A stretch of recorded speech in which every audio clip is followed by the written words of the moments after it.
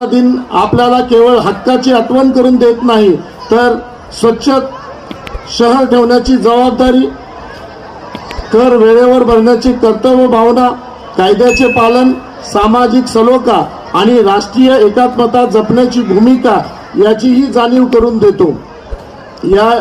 मी युवकांना विशेष आवाहन करतो, तुमच्या हातात देशाचं भविष्य आहे।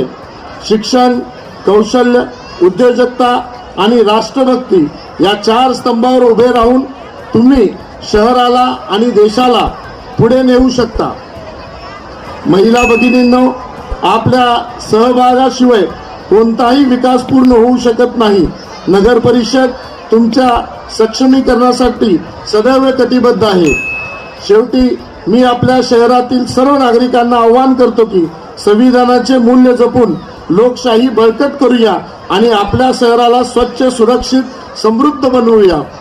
या पवित्र दिवशी आपण सर्वजण एक संकल्प घेऊया की देश प्रथम, शहर प्रथम, समाज प्रथम या भावनेने काम करूया।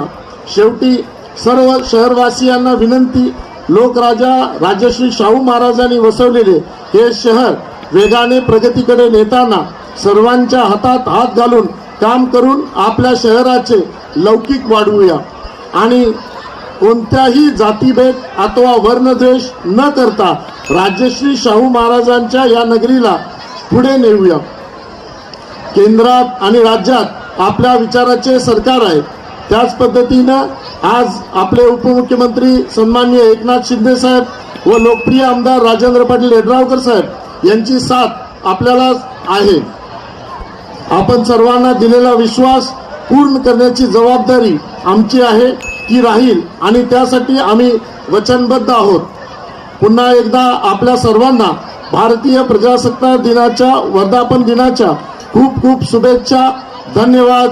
जय हिंद, जय महाराष्ट्र।